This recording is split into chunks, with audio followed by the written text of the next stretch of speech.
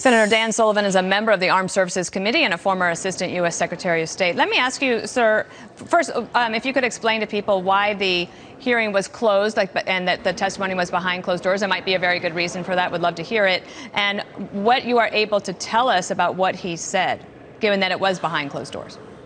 Well, look, Dana, a lot of these hearings are behind closed doors for classified reasons in terms of the information that the generals are sharing with the committee. But we intend to have General Miller in an open session, General Milley, the CENTCOM commander, General McKenzie, and Secretary Austin in an open hearing soon. But what I can tell you is that it is becoming increasingly clear that the military advice to President Biden last spring was to not go to zero troops in the country.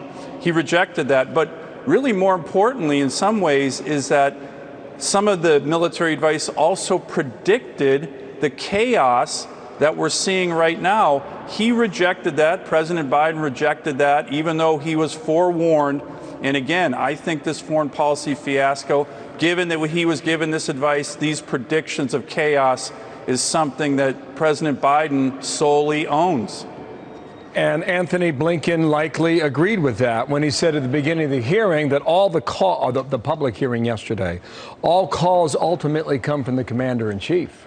That's true. Yeah, but you know, Bill, what's interesting, they say that the president's been saying the buck stops with me.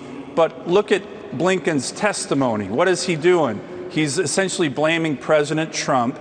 He's blaming the uniformed military, and then he's continuing to say that the operation in Afghanistan was, quote, an extraordinary success. That's what President Biden said. The problem with that, of course, is that nobody believes it. No American believes it. Our allies don't believe it. Certainly the terrorists don't believe it. So again, this is a foreign policy fiasco that President Biden owns. And what we're going to do with these hearings is have accountability, responsibility, and finally try to get this administration to level with the American people. They've been telling a lot of untruths over the last several weeks. We need to get to the bottom of all of this.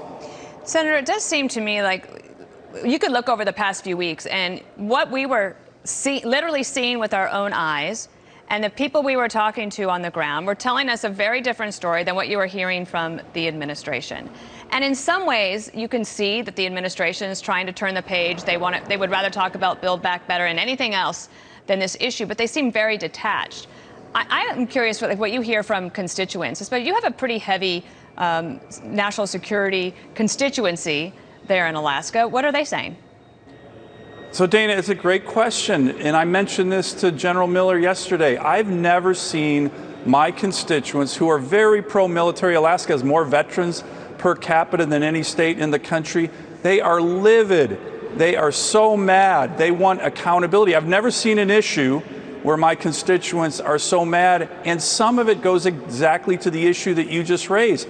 The president has been coming out, his administration over the last several weeks, telling things that are blatantly not true. He said that we're going to get every American out who wants to get out of Afghanistan. That wasn't true. He said that Al-Qaeda is gone from Afghanistan. That isn't true. He said that our allies were fine with the August 31st deadline to leave. That wasn't true. He said that we have this great over-the-horizon capability. It's been dramatically diminished. So for all of these reasons, people are seeing this administration come out and just tell blatant untruths from literally what they're watching on TV.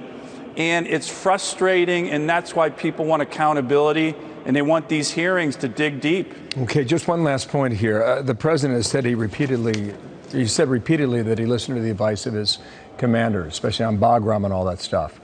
But you're saying today that General Miller is going to testify publicly, so we will hear from him directly, and we'll find out in real time, correct? That's correct. And I think we're going to see increasingly, particularly the advice that was given to the president last spring from his military advisors, was not to leave, not to go to zero. And if you do go to zero, the chaos that we're seeing right now was likely going to happen. And people need to know that because President Biden rejected that, and he owns this foreign policy fiasco for that reason. Senator, thank you for your time. Dan Sullivan, Republican Thank you. from Alaska, back with us today. Thank you.